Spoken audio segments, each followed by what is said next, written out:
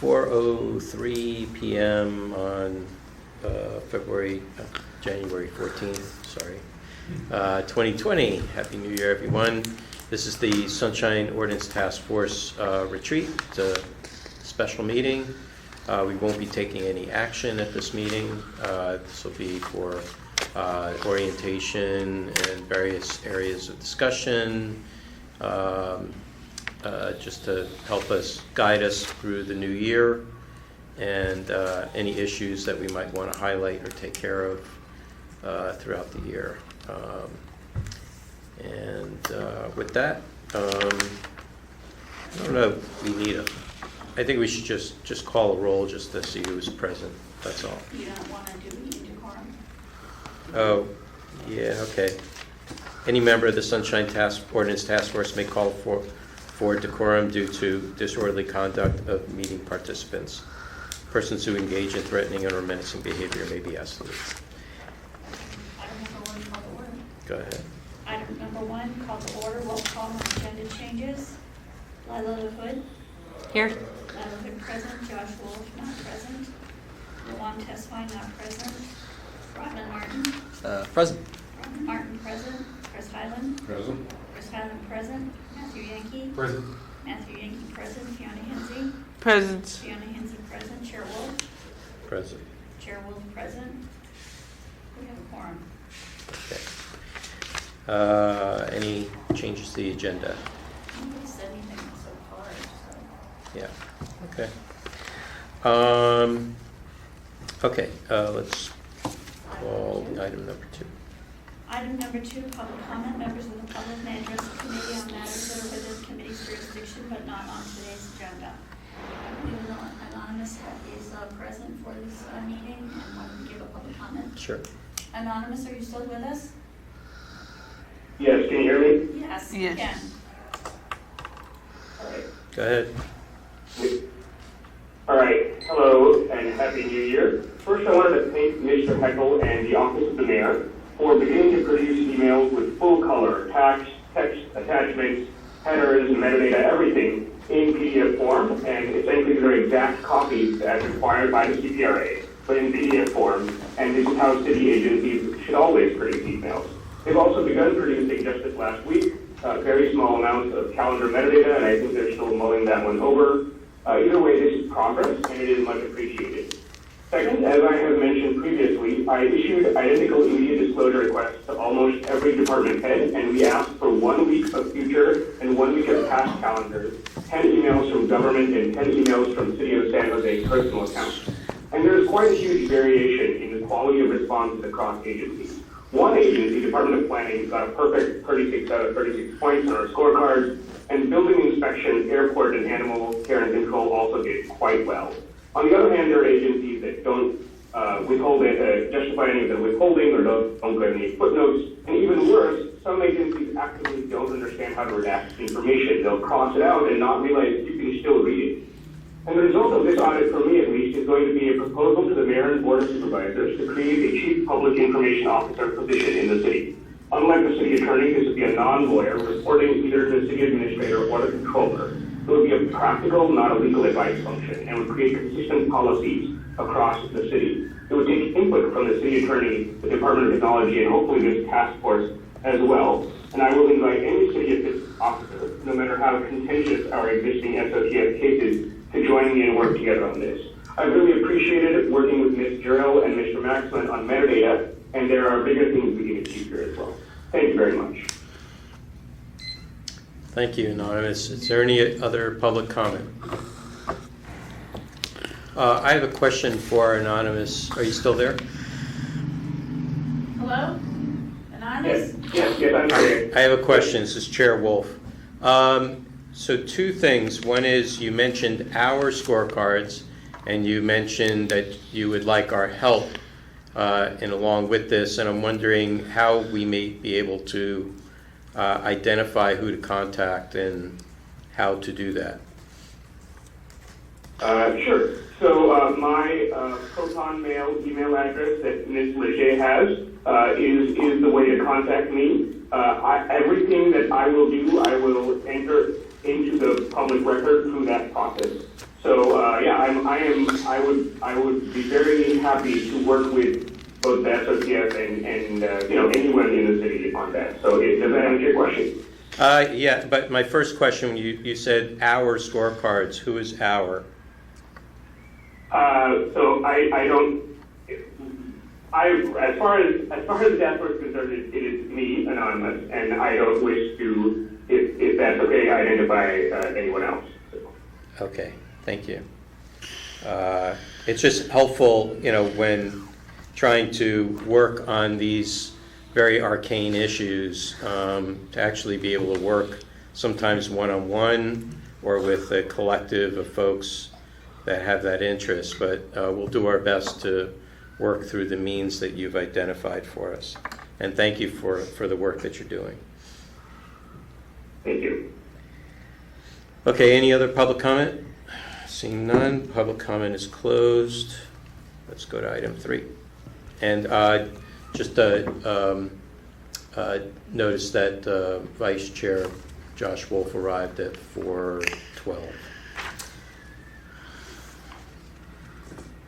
Shall I read all of item number 3 or just the first two? Just the first.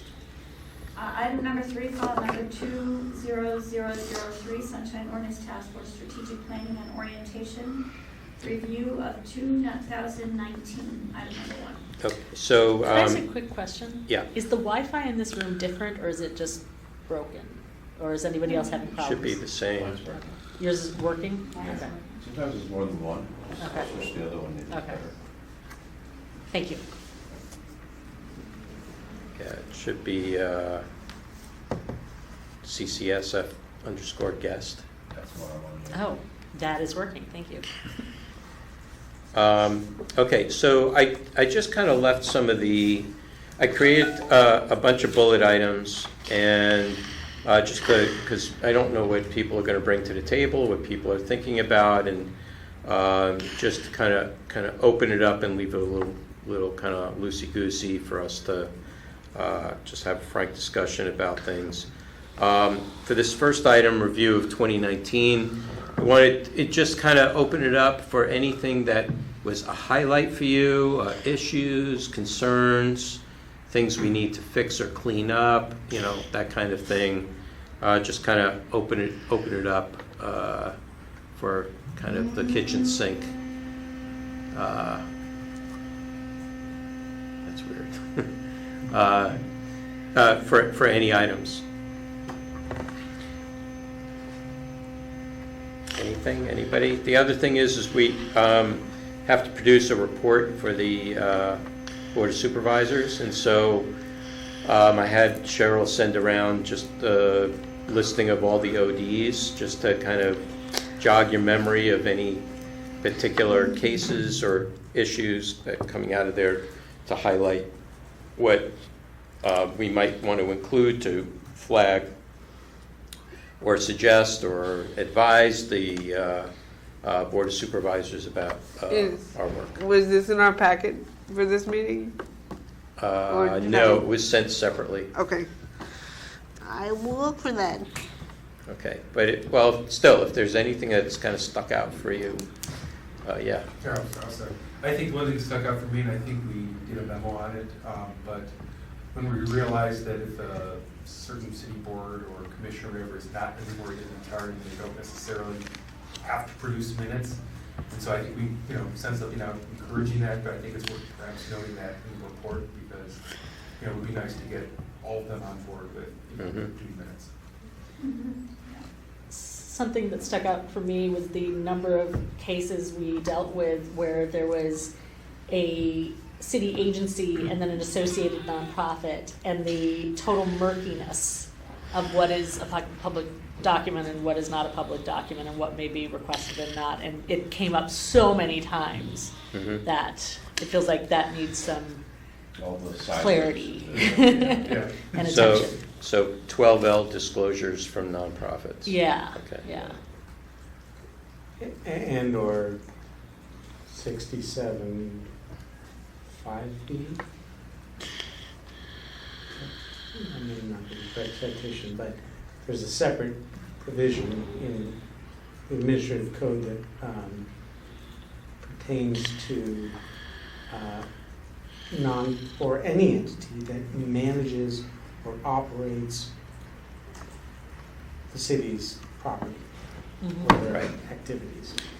Yeah, I think the difference there is you have nonprofits that receive grants and other contracts to do kind of more external work versus actual contractors that actually provide services, like cleaning services in the building kind of thing, or catering services and whatnot. So there's those kinds of contracted work that does direct work for the city in the course of its regular business. Then there's the external ones that receive a grant or a contract to do, very external work that the city wouldn't normally interface with.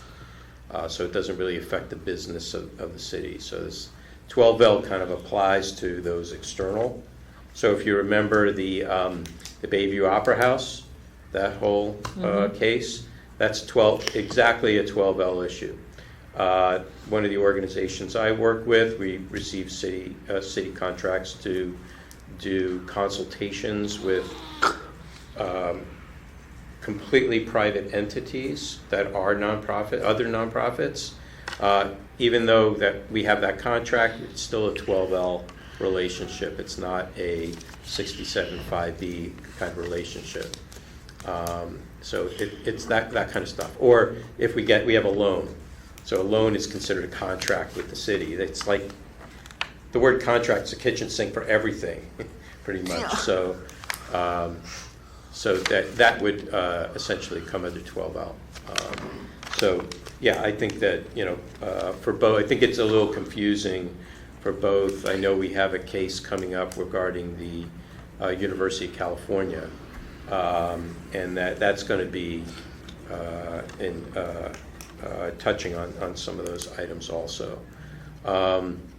Okay, but good.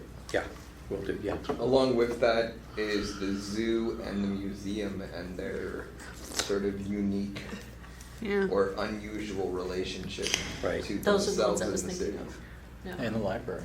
Yeah. The library is slightly more straightforward, I think, than the zoo and the museum, but yes, Yeah. the library could go in that same Well, box. just you get the impression with those, it's the entities just abdicating all responsibility for financial stuff and cloaking, giving the power to it, essentially, whether it's a 12L or whatever it is. Yeah, and it's terrible. I mean. Well, I'm not sure about the zoo, but the museums are a city department. The library is a city department. The zoo could be a enterprise agency like the MTA, the PUC, the Port Authority, which is more of a quasi-state body. The enterprise agencies, even though that they are kind of government nonprofits, they still have to abide by the Sunshine Ordinance. They're still connected at the hip to the city. So sometimes they like to act as if they're completely independent because their budgets and their kind of a corporate shield in a way that makes them independent. But they still have to abide by the same laws that everybody else does. So, but yeah, good points. I guess the sentiment here is that they're acting as if they're don't have to comply with the ordinance or in a minimal way. Or technically they actually don't. Okay.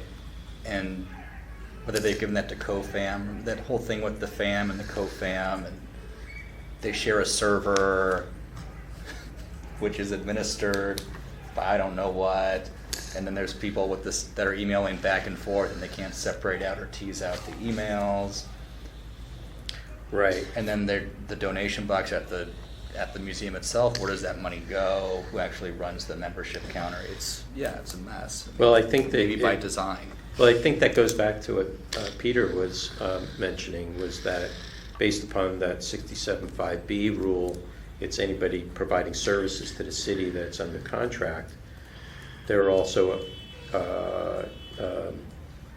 it's also applicable to they have to abide by the Sunshine Ordinance, and I'm sure every contract in the city has that separate page with that really long, message about that, statement about that. It's almost in every single boilerplate contract, I think, in the city, in that way. I mean, what's interesting is I know for another example is in my neighborhood there was construction being done, and so while we could get information from the primary contractor, he had hired a subcontractor who hired another subcontractor who was really messing things up, and we couldn't get any information about who they were, where they came from. Not even the primary contractor knew. So it was pretty messy. So those kinds of things, can go pretty deep. But I think in the case of the museums, I think that was Mr. Smith's case. Right. Yeah. I think that's clear. That could apply. I think it's worth mentioning. Anything else? Thumbs up, folks. Yeah. I guess one of the things that comes up in all the annual reports are televised meetings. Has there been any progress in that? I know we're closer than we were before, but... All right, so here's the thing. I think we have a budget cycle coming up in this summer. I think it's the end of it. Is it the end of the 2-year budget cycle? We have to get in. I want to say it is. Sorry? I want to say it is, yeah. Yeah, I think we're at the end of it too, because it's a 2-year budget cycle. That's when we need to really start early and put in our request to the clerk so she can put it in her budget. That's going to coincide with some of us re-upping, so maybe we think we should be earlier. Yeah. Well, I think it's an ongoing request, and we just need to get into the cycle whenever it comes. So I think we should just make it just a standing request, and we just submit it. And I think we just submit it now, so they have it in the pile of what they need to put into a budget proposal. And we can maybe reference that in the annual report, say we've submitted a formal request, Sure. rather than just saying we'd like this to happen.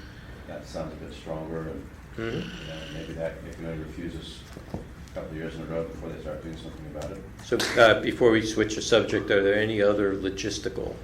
Yeah. I'm curious, I mean, I understand why we have a particular motivation about wanting our meetings to be filmed, but given our mission, it seems like we should be putting a request for our meetings to be filmed and whatever other meetings we've identified that actually make policy that aren't being filmed if we have made a list of such things.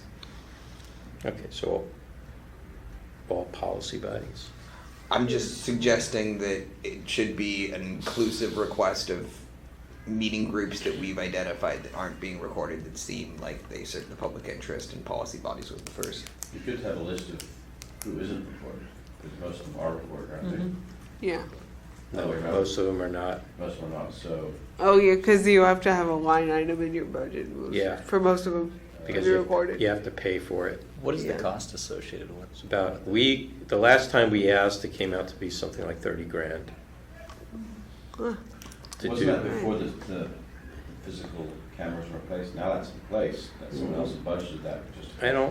I don't think I think I put it in a request after the cameras, when we knew the cameras were being installed. We had asked, and they said it was going to be about $30,000 because that included having a live engineer and to reserve all the times. And it also, if they, depending upon how many other people had requested, they may have to start a whole new channel. And so, and that would add to additional costs for whoever does it. Obviously, I don't know how heavy of a lift it is to do it, but that's what we were told. So you on a channel like on television, or? Well, it gets mostly broadcasted online, but I think over Comcast. But Comcast is required by law to broadcast at no charge. So this is really more of the company that the city contracts with to do the production. I watched some of those channels, and it's like 2 months ago. Yeah, they repeat That's them. how they, I know. that's why they're contracted. I know. Yes, I don't I know. know, they They repeat always, them. they always need content for Yeah. those. The other issue is if there's conflicting in schedule, so the same night that our meetings are is the police commission. Right. So the question is does the other channel have another, is there another commission being, We don't have to go live though. I mean, we don't have to. Yeah, I mean, if they broadcast our meeting not on the day of it, I don't think anyone's gonna really yeah, be greatly impacted. Just stream right. it. And honestly, just to record it doesn't require guys sitting there Yeah. holding a recording button for 5 hours. True. It requires someone switching between the cameras, but if you figure that we have 100 hours of meetings in a year, which seems like a very generous number, we're talking like $300 an hour to record the meeting, which seems Mhm. strange. Yeah, I mean, those numbers are probably, I bet now that the system's in place and recording anyway for other places, I wonder if that number will come back a lot lower if we ask again. Maybe they pay $300 an hour to switch cameras, I don't know. We're all on the wrong route then. Yeah. Okay, anything else logistical? If we're doing budget things, maybe we revisit the item of trying to catalog or make searchable our orders of termination. Yeah, Oh, yeah. Yeah, I think that was top of the list. yeah, we've been trying to figure that out for a while. And I think we just missed it last time we were trying to. That's right. Yeah. Okay, so got that. All right, anything else on the logistical sides? Staff? Anything logistical besides wanting more staff to help you? We could put in for that. No, actually, Victor's a great help, and he's a resource when I need it. And he's always willing to, he's never turned me down when I've said, "Do you have time? Let me know when," and we review things. And I said to him the other day, you know, I hope you don't feel I've reached my limit in asking you questions. And he said, no. He said, it's great because they all always need a second pair of eyes to look at their materials. Sure. Whether it's Victor or Alyssa. Mhm. She's volunteered to look at my writings too, so, you know, as long as they feel that way, I'll continue to use Victor and Alyssa as a resource. And just so that people know, the reason I put in the administrator's report and recommendations was so that we could take a look at what I report to you guys. So if you see something that's missing, you feel it should be included, let me know. Or something that you feel is not necessary, we have time to review that, but that was why I included that. Okay, so the reason why I suggested maybe some help is to deal with some of the more repetitive, you know, kind of not good, repetitive, laborious stuff that would then free you up for the more, you know, deeper. No, I mean, at this point now, there really hasn't been repetitive. If anything, it will be in the next month, because I'll be putting away 2017, 2018 files that are closed, making sure that all the materials are in there, and then putting them into storage, and then dealing with 2019. So that's why I'm asking, do Yeah, you think no. that some help would be? There's no deadline for that. There's no deadline for that. I work on it as I have No, time. I understand, but I'm not trying to usurp your position. I'm just saying that it's okay to build a little more staff into. In fact, in the past, we have had a half-timer working in the office that helped things greatly, so that, you know, it could be somebody that's answering the phone, you know, so that you can get the agenda finished, you know, kind of thing. And, you know, it was just nice to have a second person there to take up the kind of any extra load that was All right, well, kind of time consuming that you could have had more quality, you know, so you could use the rest of your time for more, you know, higher quality work. At this point, I think I'm okay. Okay. All right. I'll stop suggesting. Yeah. On the, referring to legal counsel being at our meetings. Yep. That On, was- on the premise of keep asking for more so they don't give us less than we have.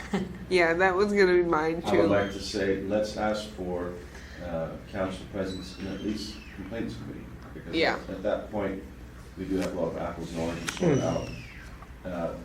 If we're not gonna get in any of the other subcommittees, fine, but at least give us it in that. 'Cause that, many times, that would have helped. We've had to continue items and just refer it as is, as a mess. to the full task force where we spend all of our time trying to parse out what should and shouldn't be. And I think that would be helpful just to. There has been, it doesn't happen that often, it's pretty rare, but there has been whatever evidence has been presented to you, and you guys create a memo for the complaint committee. Once it hits the complaint committee, a whole nother possible set of evidence applies, and then that memo doesn't get updated for the full task force. So when then everybody reads that your original memo for the main hearing, and it's not full, it covers the full scope. So I think the suggestion is having you at the meeting, at least complaints or wherever a complaint is being heard. Exactly. If new information or what have you that is not part of the discovery comes up, at least then, you can update the memo for everyone. And one other comment on the format of the memo, especially when we have our OD database fully plugged in. I'd love to see, your comments about, these pieces of charter or law might be applicable, and your previous rulings here, here, and here. Oh, I see, yeah. That would be very useful. Yeah, well, that was part of the discussion about creating the database, was that we would. But to actually have our legal counsel use that Okay. database, reference a couple of Got it. previous ODs to say, go back and read this because this is. Well, I'll tell you, and Peter, you can chime in on this. When Jerry Threet was our legal counsel, I went to his office to have a meeting exactly about that, because I wanted to see if we could get a copy or access, because he would say, yeah, I keep everything in our database. And I'm like, well, can we get access to it? No, that's the city attorney's database. They can't let you have access to that. So at that time, the idea was, well, can we get an export of just our stuff so we can, because he's like, yeah, I put tags in there, I put notes in there, that's all extra stuff. So, it's that's what we're trying to recreate, something like that. So that way, when you're doing your memos and we have it, we can create tags or categorize stuff, so that way you can look at past history going all the way back to when we first started, and we can use the history, because one of the biggest problems is whether the task force is contradicting itself based upon previous decisions and determinations it has made, because people aren't aware of a certain nuance or a certain interpretation or perception about things. It also shows that if there was a change, that maybe there was some evolution in the way people were thinking about things. So sometimes that could be helpful, because people have come and say, well, in 2003 you made a determination in favor of that, but now you're not. It's the same kind of case, and then it's like, okay. The only thing, thumb in my eye. Yeah, the only thing I'll say about that briefly is I agree. It makes perfect sense to have access to that, but I do think that I did this recently with another item before the task force with respect to opinions of the city attorney, and it was very helpful. But I do think that if you're going to go down that road, being sure to consult with IT so that we can have it in the format, like we have these different document management systems that allow us to search in a way that's very helpful, that we couldn't do if you just threw it all in a folder. That's all. But yeah, that makes sense. We're talking about something a little more robust than just document management. We're talking about like a kind of, if you ever played with Legistar. No. So Legistar is what the Board of Supervisors uses to manage all the legislation that they work on. And it's pretty robust kind of a search engine. Great. So it really revolves around the search engine. Mhm. You know, you look for a bill and then you can drill down based upon certain filters. Mhm. And it would just mean that we'd have to create a kind of a legend or a checklist of what would be applicable as this gets entered into the database. So like a LexisNexis or a Yeah. Westlaw. Yeah. And we Similar to have, that. and the city has a document management service that seems pretty robust, actually, Okay. already.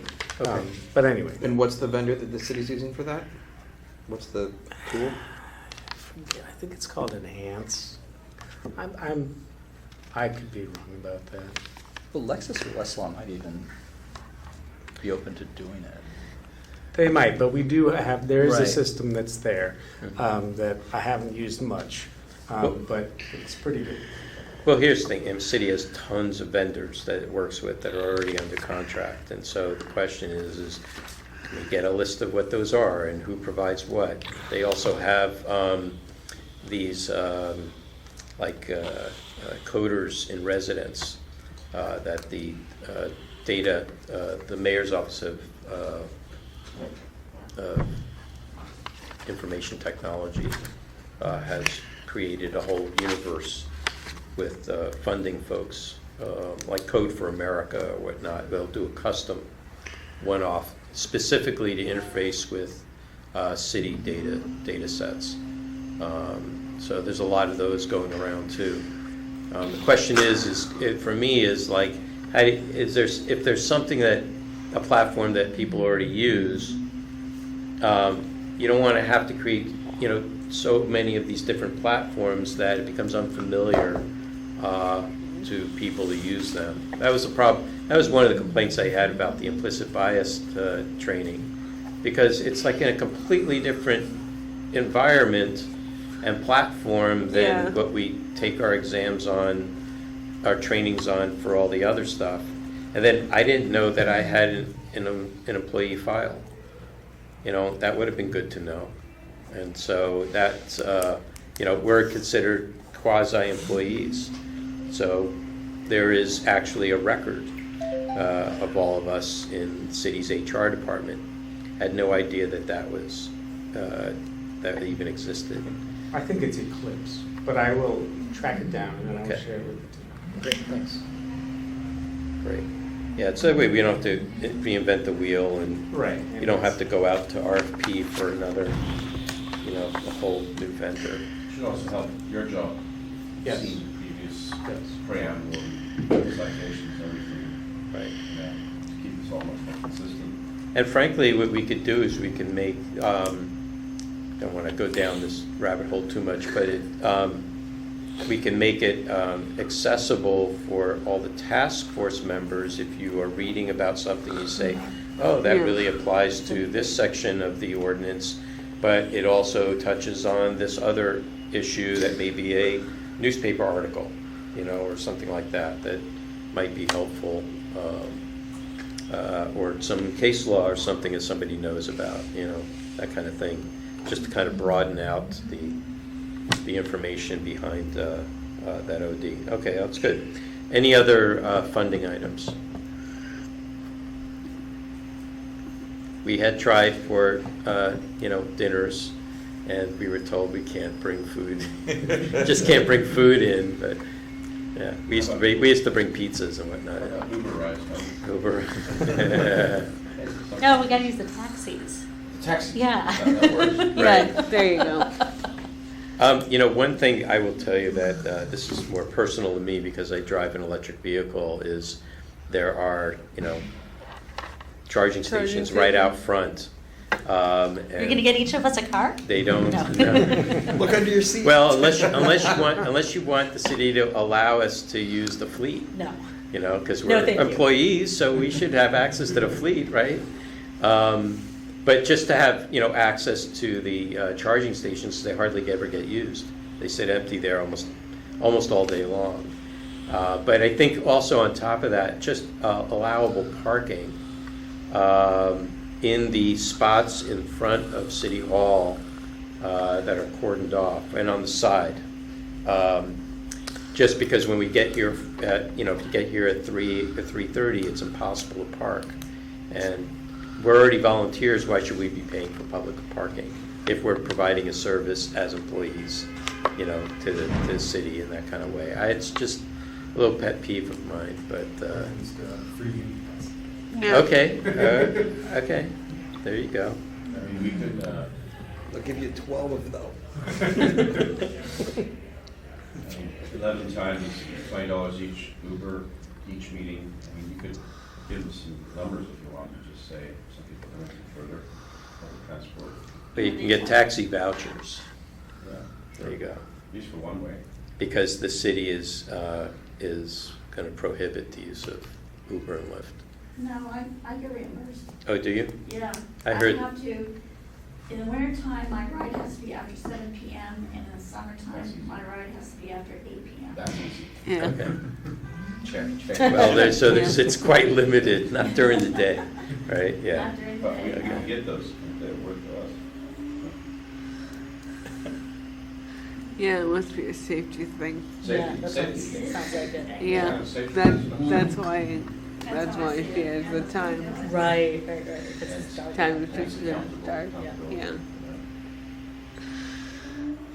Yeah.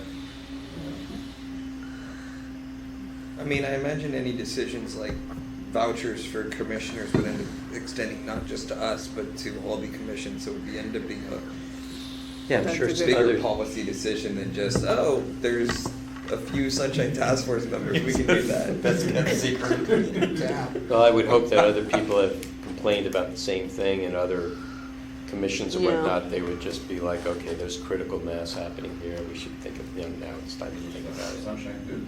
Yeah, all right. Okay, any other funding items? Any tools? I've got a silly one. Okay. Can we get one more chair that matches all the others? Oh, yeah. That's fair. Oh, Well, that can help the room People, too. yeah. and hand soap in the restroom, never full. Oh, The what? Hand soap in the restroom. Oh, okay. I mean, in the I back. can speak to people at front desk. I used to ask Victor, and even after asking 3 times, it finally started, and then ever since he left, we don't have anything to get. I hear it. There's that old saying, you can't fight City Hall. You're in it. All right, well. Then give us one of those hand sanitizers, there's millions around, and I hope they'll get one of those in the back. That's what I wonder. That would Okay. just be empty too, I mean. I will speak to the front No, desk. those are always full, it seems. The gush- Oh, the sanitizer? Yeah. Yeah. And one other question, I've asked this before, how about a second clock, timer clock, that we can see? You have one that faces you. But we have one. It's I on see it the on we the have screen. one on our It's screen. in the monitor. Right, yes, right. Okay. Says the Luddite. Yeah. I thought you were just testing us to see if we knew. Just checking. There you go. There you go. Okay. All right, well, if you think of anything throughout the rest of tonight, just bring it up. Okay, anything else? So let's do this. With regards to including items for the annual report, look through the list of ODs that Cheryl sent out. And if anything pops out for you, send them along to me, and I'll include them. Sure, would you mind sending that out again? 2000, the Portuguese region 2019? Yeah, Yeah, I can do that. thank you. Yeah. All right. We don't have one, but, I mean, rules. All right, the next bullet item is a review of the IT committee hearings. So just kind of where we are on that, on whatever you're working on. Yeah, so we kind of voted on a recommendation, but I think we're going to have a copy of the minutes, probably take a look at it. Essentially recommending that we consider metadata as a public record, disposable. We failed to see any exception presented to us. Obviously, certain parts of it, maybe it would be redacted. So that's kind of where we were. Okay. Is there any other further work that needs to be done on that. Should at that point, the task force take it as conclusive from the committee at this time? I think, for along with the resource we have, which really we've had struggles to get any major experts to come, I think we've taken about as far as we could as a committee at this point. So perhaps at this point it's worth taking a look at some real world example cases and try to apply that standard. Okay, so I think it might make sense to forward that recommendation to the full task force to discuss and affirm. it has. Yeah, we get Oh, we did that. that was, yeah, that was kind kind of of I remember us pushing forward, but I don't remember the full task force. Yeah. Yeah, I was I gonna think say, we did. did The you next- make this Okay. recommendation after we had that hearing in the full task force? So Correct. Yes. Okay, you did, okay. I've been Okay. asking for this so I can agendize all of the metadata items that have been held back, waiting for this recommendation. Yeah, I just didn't realize it had gone to the full task force. Yeah. No, it hasn't yet. Motion to recommend the full task force. That's what we did. So Yeah. maybe we have the hearing first before we get into the agenda. That's right. That's what I was Yeah. going to suggest. And just for the record, we still Yeah, don't makes have sense minutes again. from that October meeting, that should be on our site too. The minutes for which meeting? There was a meeting according to October 22nd. 2019. Yeah, they're in there. They're in there. No, They went missing for a little bit, and then they reappeared I just looked right now, I don't see them. I see Clearly agenda But items. I did put them in there. under Under ad hoc, no, I'm looking under technology committee, is that right? yeah. That maybe it should be under both, or, Done? yeah, yeah, go on both. Okay. All right, either way, I plan on, I was just wanted to ask to make sure that the IT committee was finished. Yeah, I think at this point it's worth Okay. bring it back up. to the All right, so then we'll bring it back up to the board because we want to clear our docket of all those metadata items. And, we'll determine or take a position on the recommendation. So that way, those items can move forward. And I believe Anonymous talked about having, while this had been going on, additional discussions with some folks with the and so I think they at least, they may not be in full agreement, but I think they worked through some of the issues at least, so maybe Okay. less that we have to kind of sort of. Okay. Well, all the arcane details, if there are any, we can deal them on a case-by-case Right. basis, but as long as there's kind of a baseline Yeah. that we can start with, then tweaking it as we go along, I think that makes sense. and then any help that we can get from Peter and Mark on some of those arcane details, maybe if there's some case law or just, how do we pick this thing apart to understand it? I from think you the- were working on a memo of some sort. Yes, we were, but if you have a recommendation and you've reached a conclusion, that memo may not be necessary. Well, that was just we wanted to have the full task force have a hearing on it, so that was just kind of our sending it back. So I think the memo would still be beneficial for the full task force. The more information, the better. Exactly. I think it would be good, considering that none of us are attorneys except for Member Rodman. And I think the committee would be totally fine shifting our recommendation during the meeting if something is brought to light Yeah. from your report. Yeah.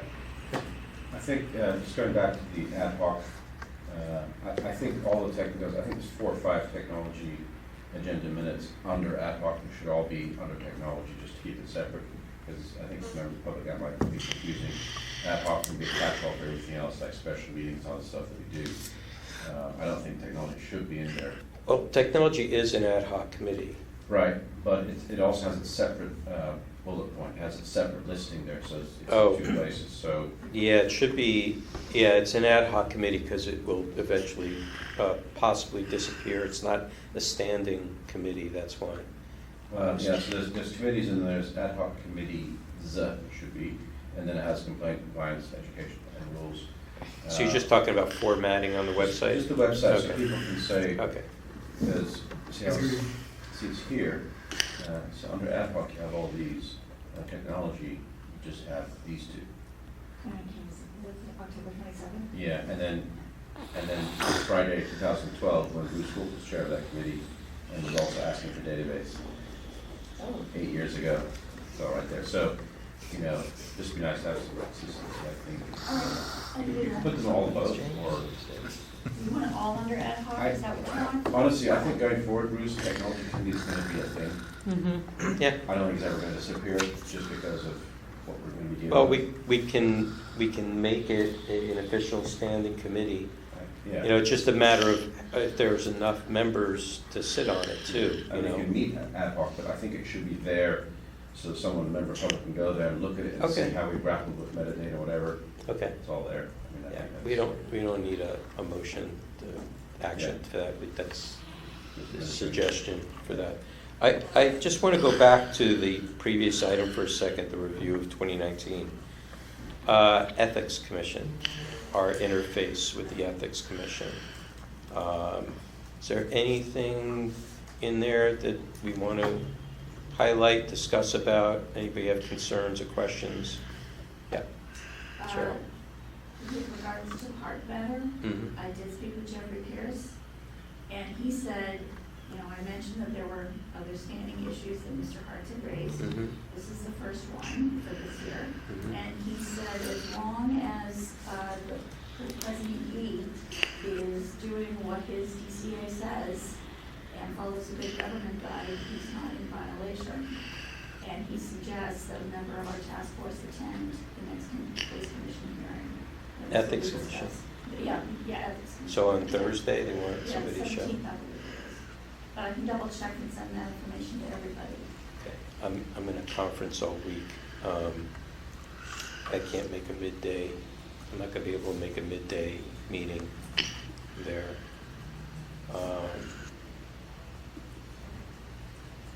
But well, wait a minute, are you saying that they've made a recommendation as He didn't to? say anything about making a recommendation. Like he said, I said to him, because of these other issues, not just this one that's before the Ethics Commission. Right. But there were other matters that Mr. Hart's had raised along those same lines. Right. Of his commentary, Mhm. that there was perhaps a willful violation, and he didn't give any indication that this was a decision that had already been Oh, made.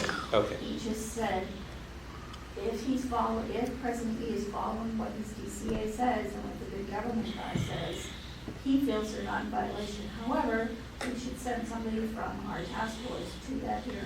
Got it, okay. He Well, that didn't tell me- sounds- He didn't give me an indication that they made a decision. Well, that sounds like he made it, That- the investigators made the decision. That's the recommendation that's going forward.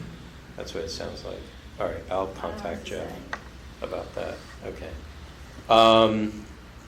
Okay, anything else around the Ethics Commission? We have a list of our cases that are still pending. I think we've referred a lot of that, I thought, in the last several. That have been referred. Yeah. Well, we should get a report on the status of those. Yeah, the ones that, are there ones that are still pending with them? It doesn't go back to the one with the police commission? That one. Didn't they render a decision? I thought I had already sent that Uh, to Bruce. You were talking about the tasers Yeah. thing? That had already been rendered, and I thought I sent that information to everybody. And there was like the zoo one, we sent that one over. Justin Barker? Yeah. Yeah. And there's a few, I don't know, just maybe if we just got a report, maybe it was sent over what the All right. disposition was and which ones are still pending maybe.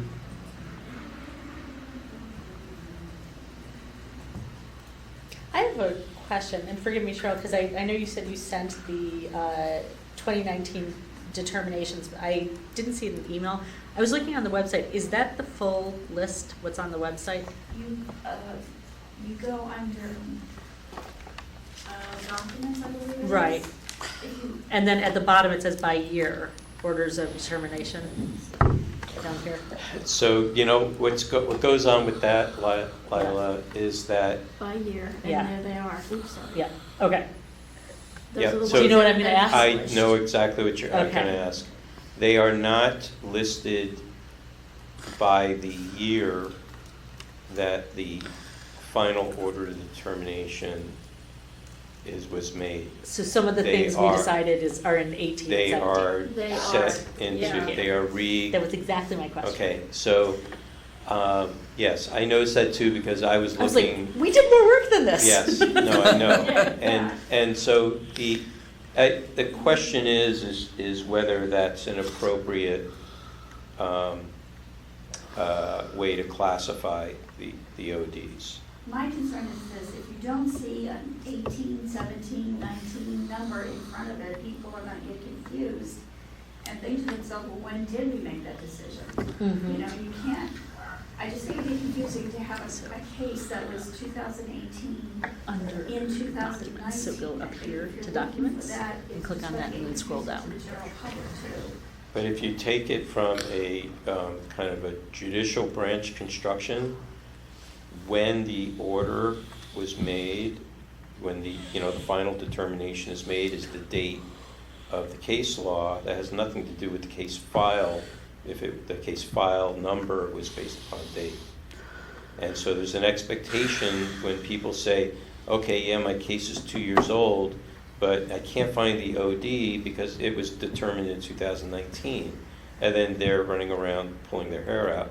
I've done the same thing, and I realized I went back. I was looking for the actual file number, and then I saw, okay, all the 17s are with the 2017 bucket. I think it would be worthwhile. I think there's more of an expectation that people are looking for it in the year that the order of determination was made, when it was active, than the year that that the complaint was introduced. Yeah, and I think a notation could be made in the order of determination.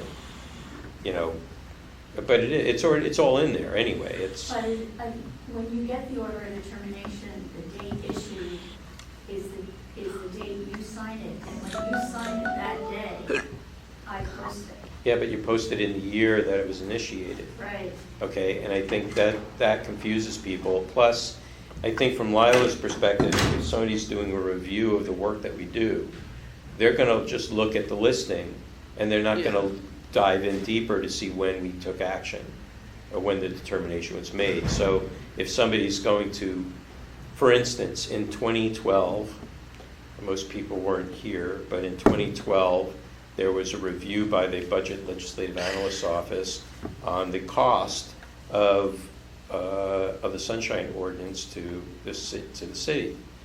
And they looked at how many cases that we did a year. And when they looked exactly at this section, they say, oh, well, they actually don't do a whole lot, but they're making a whole lot more trouble for the city. And we had to go back and say, oh, no. There were these many cases. Here's the listing of all the ODs and the cases that we heard this year, and it didn't match up to what was on the website. So you'll find people will go for the low-hanging fruit to get the information rather than coming to the source to find out what the actual account is. Okay. So I think This it's. is something that both Victor and I discussed, and he and I sort of feel that it should stick with the year that a case was initiated or opened. I know, but I think if the task force feels otherwise, and it's the way, the public is intuiting how to access that information. Unless there is I got it. That door should be unlocked, I'm sure. No, it's not. Okay. Well, leave it. Don't Sure, close we it can- all the way. Yeah, I get like a little. Just leave it Leave open. it like It's this. fine. I think there should be a big notation on that page. If there is an unwillingness for staff to change that convention, then I would request that a big notation be put on that page in that section saying that all ODs are ordered in the year of their initiation. Not the year that the determination was made, because it's the order of determination. It's not the year. It's not the order of the cases. So it's the difference between the dockets, okay, and the dockets are like when it was agendized, when it first Yeah, I know came. the dockets. Okay, so difference between the docket and the actual order, the actual determination. I just think it's better that way. I think it's better that way. Yeah, I think it should be when we actually take the action. Yeah, like you said, it's our order, so Mhm. it should be what the date of when we did it. Right. Are the order of determination and the case number tied together in a way that you just type one in? It's the same number, the OD number is the case number. Oh, so the OD number is So the the case OD number, is so like- the OD is inherently going to be in the order of the case is coming. No, we're talking about when the OD was actually determined. Right, but the issue is that if the case number starts with 19 and we don't have a separate OD number and the case doesn't get resolved till 2000, you'd be suggesting changing the case number to. No, I'm not suggesting changing case number. I'm just saying that the folder that it is put in is the year that it was decided. It doesn't matter what the case number is. People naturally, if they are having their cases heard, if it was a 2019 case that floated over into 2020, and that's when their order of determination was made, they're going to look in 2020's folder to see, oh, that was the year that it was decided. But They're not going to go to 2019. Well, it should when still you have are the a 19. party, you get a copy of the order of determination. I send it to everyone. No, but there's other factors. It's not just the parties. It is members of the public. It is, so members of the public could look at it, they'll look at a set of minutes and they'll say, oh, this was determined in 2020. So then they go to the website and they look in 2020 and it's not there. And they would say, well, why would I go to 2019? I have an idea. Yeah. What if we leave things the way they are and then at the bottom of each year say also decided in this year and put the case numbers and link back to the years where they are? Can do that too. So the file number, the 19 at What the do we beginning of the file relate number the is case the number? year. Yeah. So the issue is that you're asking to file cases that are like 19089 in the year 2020 folder. Because that's when it was Why determined. can't we just put them in both folders? People might think that there are two separate decisions Yeah. or one matter. Not if it has the same case number. So have a 19 appear in 19, and then have Except a that- 19 appear in 20 folder as The 19. I think that if you're talking about understanding the general public, if they look at these and say, oh, there's two for this case, are they different? And I want to read them side by side to see if they're different and maybe get confused. When they click, it'll go to the same file. I get that. The concern I have is the experience we had in 2012, where you have an analyst that is going through, this is where the lowest hanging fruit is to look at all our ODs. Okay, that's what they're looking at. Are they getting is it accurate? Okay, it was not accurate when they looked at it, because what you see there is just it's categorical. Here's when the file was initiated. It's put in the folder, because the convention is the folder is for the date of initiation.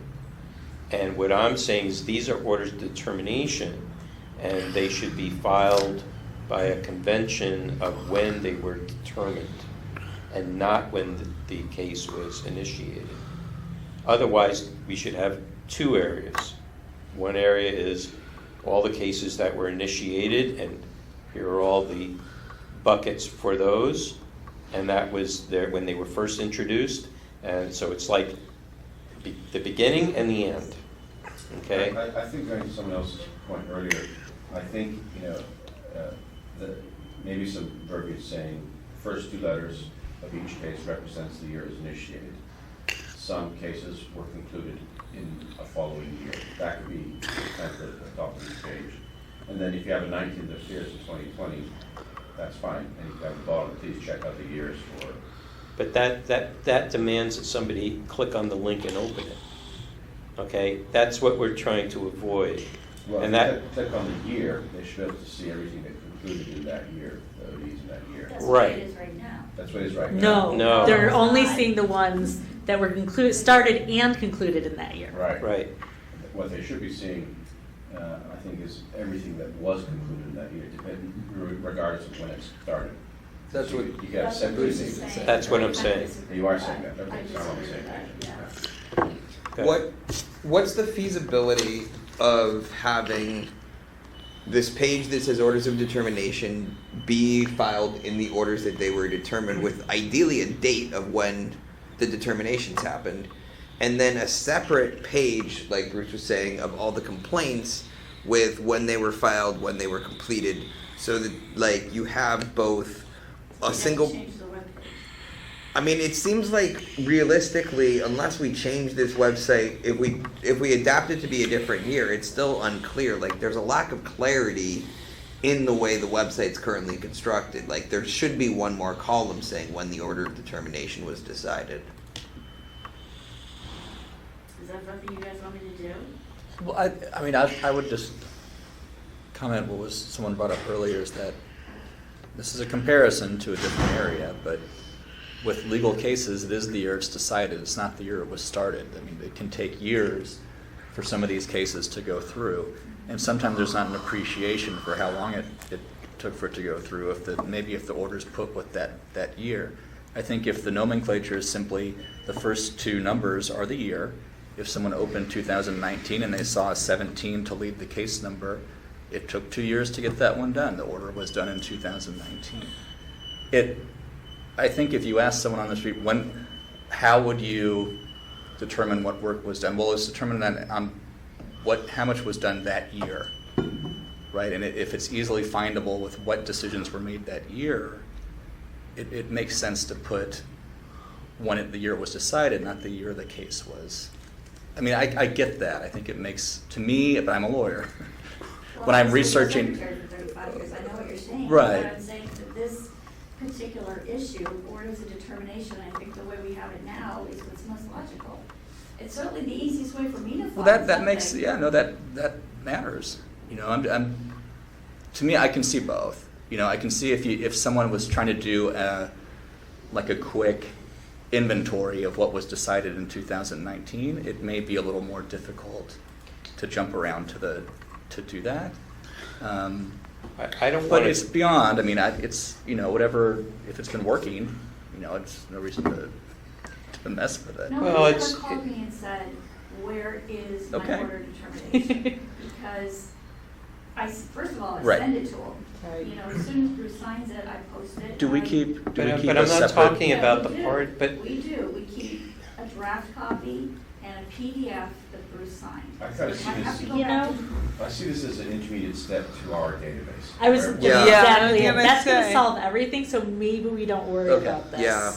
With the exception that if we get reviewed and they say, "Why did you only do 7 cases this year?" And we're like, "We didn't do 7 so cases." We that's didn't." why I suggested on that page that there be a notation on the page just above where the links for those areas are, those buckets are, that says, explains what this is. There's no explanation for it, because I do not want to have to go through a repeat of 2012 where the entire task force was removed. The entire task force was removed. Partly because of the analysis that was done that took that page and it interpreted it differently, and we didn't have a chance to defend ourselves. I don't want to have to do that.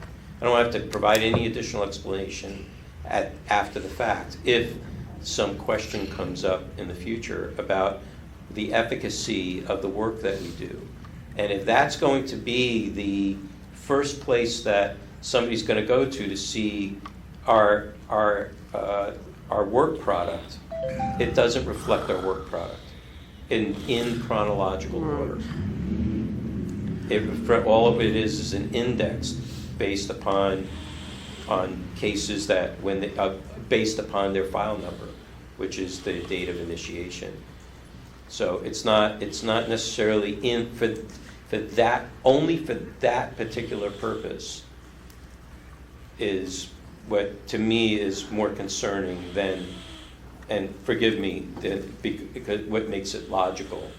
I don't think it makes it intuitive for the general, other than parties, doesn't make it intuitive for the general public to say, I want to read about the order of determination that I just listened to the audio about that happened in 2020, and then they have to go searching for it in 2016, and there's no reference maybe in the audio that even happened in 2016, because we know that it's been there since 2016, but somebody brand new to the task force or to this case may not be aware of that.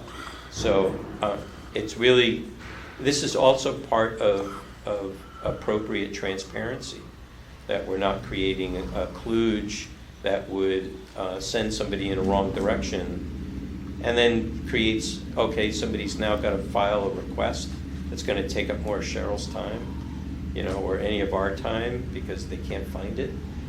I hate for that to be a thing too. So while I appreciate that the filing system, I'm not sure that for the purposes of the website that it's helpful. I think it needs to be based upon the year that the order of determination. It's just a bucket for anything that was approved, was determined in that year, active work. That's just my feeling. Yeah, I think it makes more sense to for pretty much year meeting minutes. If you're looking at April 2019, read about a case, I would assume that it would be in 2019 Right. as well. That's the meeting minutes. Yeah, we have a case coming up that is more than 2 years old. Yeah. So, what's going to end up happening is that once that gets, determined, it's going to get filed going all the way back. So, and then it becomes the other thing is that if I ask you for a report of all the ODs that were approved in 2019, do you have a separate list for those, Yeah, a separate database? I do. We have a database by year where I put a draft OD in case you misplace it. And then I keep your signed OD. They're both together. Mhm. We call them SOTF _order _ the case number. Got it. So when if I want to put things in date order, I can. If I want to put it in order of the matter number, Okay. I can, because I call it the same thing except by the matter number. Okay. I think taking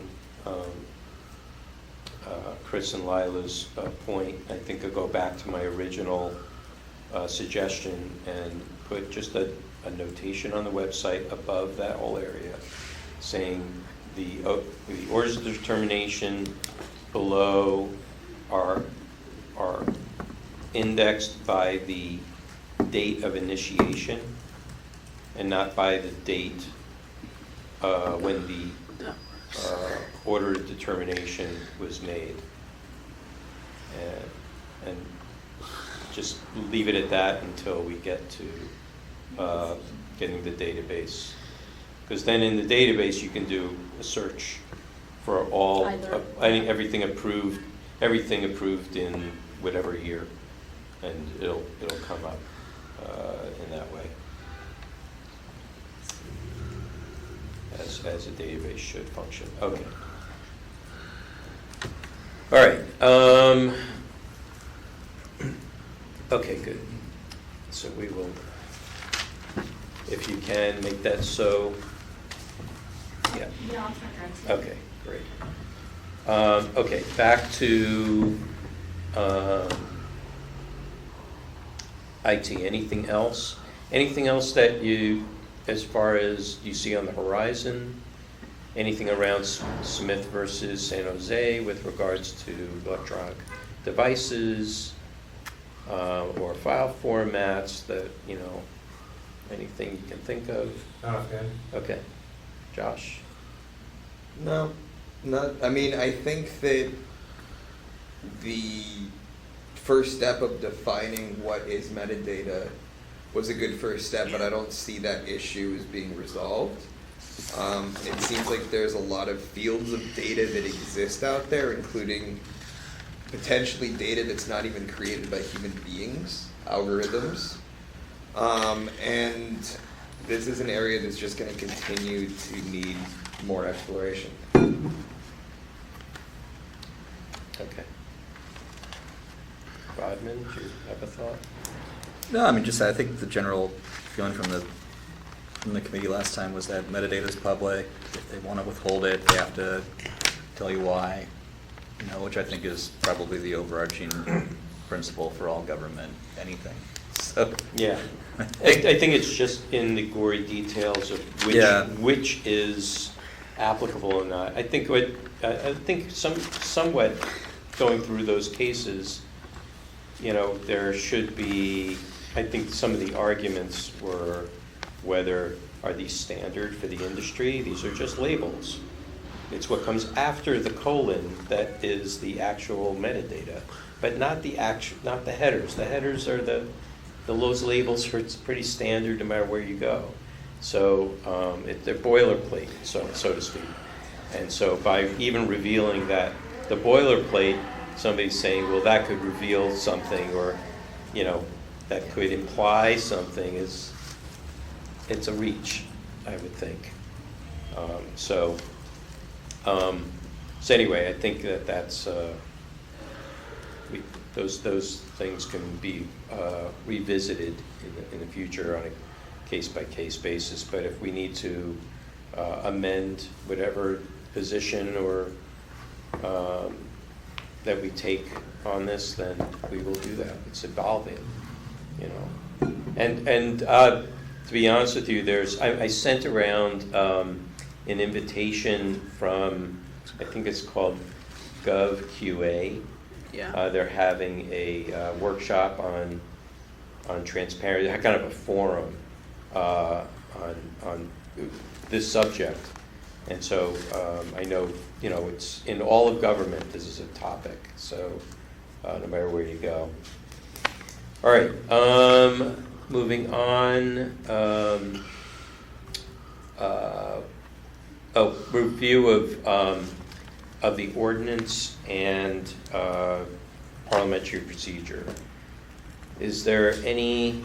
I bring this up, you know, for every retreat because maybe there's some areas of the ordinance that are not clear or may seem ambiguous or what have you, that's been causing consternation, and maybe there's not enough time, or you don't think of it at the time during a meeting to kind of ask for clarification because maybe you don't want to take up too much time for whatever reason you want.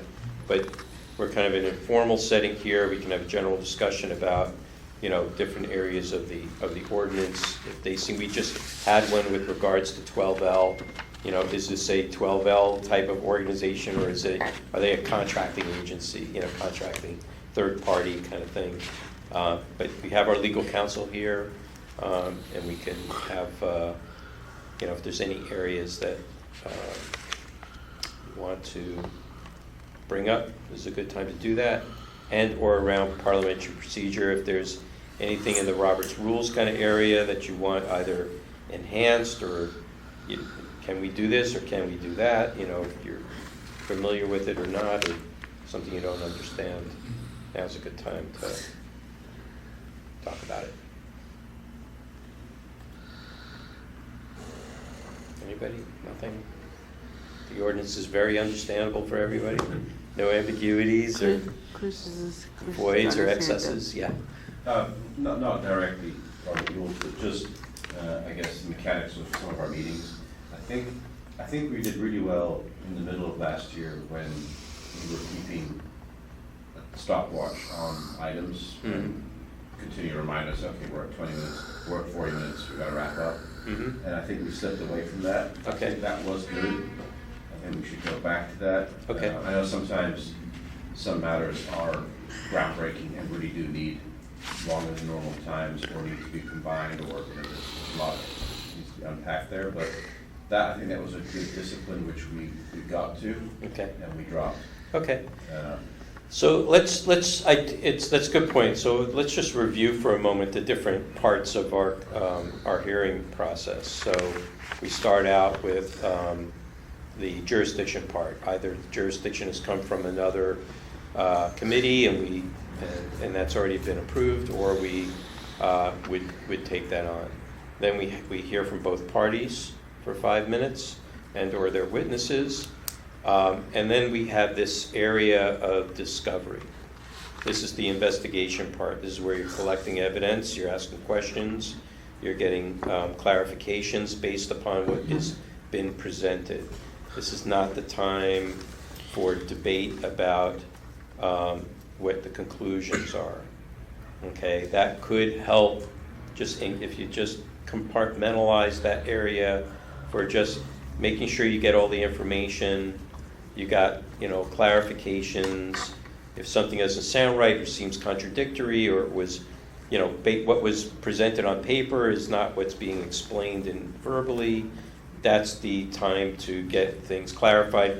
You want to hopefully that's already been worked out at the complaint process, the complaint committee, that those, kind of, either a misunderstanding or a wrong presentation was made. Yeah. On that note, I think we've done a better job this year at the complaints committee, getting apples and oranges lined up to go to the full task force. Mm-hmm. However, there's been some directives with the case saying we need this, and this to include in the package, from the respondent, from the defendant, right, to get it and ready. it doesn't come. And it doesn't come. Yep. And I think we should add another step in there where wherever is that complaint chair gets a notice from our clerk saying, okay, A, B, and C items are now in. Now it's ready to be released to the full task force. Because a couple of times it's come up to us, and we're like, okay, we got to send this back, or it's not complete. We got to continue it. That's a waste of everyone's time. But did that realization come? Well, it's kind of, I think there's a disconnect. We leave it like, okay, we need this and this, and when that comes, we'll send it up.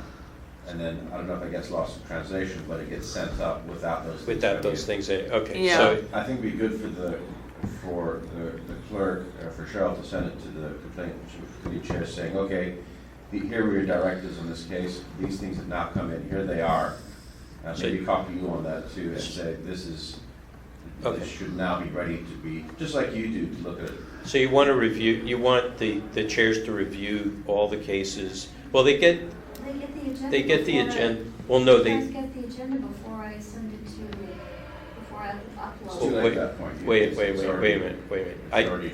I'm the only one that gets the agenda No, before. Martin does, Lila does, for their committees, yeah. No, this is after. After it Oh. goes through committee. This is after it's been through committee, whether Yeah. that sometimes that people have found that certain items that were asked for at the committee to be included for the full task force have not been.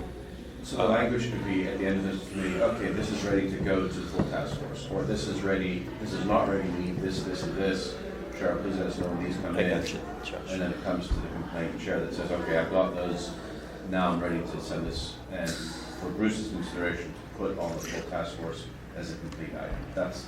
That extra step in there would be useful. Yeah, I'll make another point, but go ahead, Josh. I think what might be easier than adding an extra step is just creating an additional form that is available for Cheryl to utilize, so that if in the complaint committee there's additional documents needed, they're written down to go on the piece of paper, so that on the front of the paper before it goes out, she can be like, oh, we don't have these things yet, or oh, we do, so it's really obvious and really clear. Because I think those motions that are like this, and the other thing is a really hard thing to work through. Whereas at the end, once the motion is made, it's like, so what are the outstanding documents we need? And that just goes on the cover sheet. Yeah. Does that work, Cheryl, or would that make things more tricky? Let me ask this question, put it this way. How many times do you have to listen to the audio again to make sure that you get all I the... try to listen to the audio pretty much every time, and I try to I don't want to reiterate everything that's said. I want to capture the focus of what was, decided at that hearing. But we're only talking about the information that is requested from the committee as far as additional documents I usually from, make a notation in my Okay. notes Okay. about where on the tape I should listen to. okay. Let me give you an Yeah, that's example, like, good. in the No, I know what dental, you're talking about, Chris, I yeah, do. like in the dental Tedeschi cases, where at the end of, in the talk, and it's not always clear, like, it's like, oh, we should do this, we should do that, and I know it's hard to get all that down, and let's say you miss it in the recording, but we'd ask for something from the city building management, their new training, a document, and then we also ask something from our legal counsel, advice on, et cetera, et cetera. Those two documents need to be part of it for it to move to the next stage. Sometimes they're not always ready though. I mean, I And can that's schedule fine, them. that's fine, but I think cover sheet's an excellent idea, that way, Yeah. it's checked, you send it back to whoever's complaint chair, to member Yeah, of them. 'cause And then he the- says, okay, this is now ready to be considered by Bruce for the full task force. Yeah, because then at least that way, when it comes to me, I could say, oh, this case is not complete, it's not ready for the task force yet. Before it Because goes onto the before it agenda. goes onto the agenda, because they haven't submitted the requested information from the committee. And usually what I try to put those things into the minutes of a committee meeting. And I make a list after every meeting, what it is I need to put together. And Victor will tell you that I do keep that list. No, I know, but I don't know if all those, I'm not reading all the minutes, and I'm not listening to the committee audio. So when I get the agenda, I'm looking to see, is this ready to go? Does it have all the information in it? So if it has, and this goes for anybody, whoever the chair is, just to be able to make sure that the case is complete. I think it makes it hard at a hearing that if there are missing documents that were requested a month prior at a committee and they aren't there, that the case, shouldn't be agendized unless it's an egregious, willful issue, like they are refusing to provide that information. That's one thing. It's another thing if they're dragging their heels and just stalling, or they forget, for whatever the reason is that it's missing. But I think otherwise we have been in a place where we're like, well, we can't make a decision because it's there's not, the information isn't there. So that means we have to continue the case and ask these people back.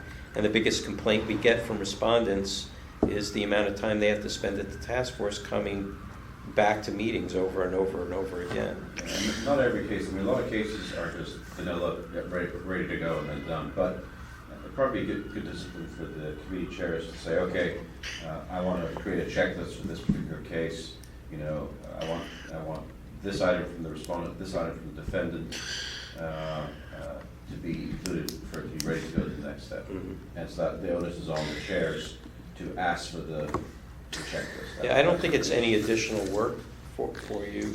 It should be less, in fact. Yeah, I think it actually makes it easier on all of us and the way we, the meeting, the hearings go. Now, I think if the respondent is not providing the information in 3 weeks' time, so that it's ready to be presented to the task force, and then at the task force meeting, we decide that we want to continue it because we don't have that information. What, But- like Fine Arts Matters with Mr. Smith? It could be, yeah. Because they were very slow about providing their records, but they did. Well, I got the thumb drives, and Mr. Smith's got the thumb drives. Yeah, but this is after or before the No, Sunshine because- Task Force meeting? It was decided at the task force that the Fine Arts Museum hadn't provided everything, so it went back to CAC. And with each CAC meeting, the Fine Arts Museum was providing the records in redacted format. Yeah, but that's a different issue. The issue, that's an issue where the task force had compelled them to produce documents that they were willfully withholding. It wasn't that they forgot them, No, I know that. It wasn't that, what Chris is talking about is that during the complaint procedure, either through complaint committee or whatever committee, the committee level complaint hearing process, as they're making sure that the file is fully complete, if the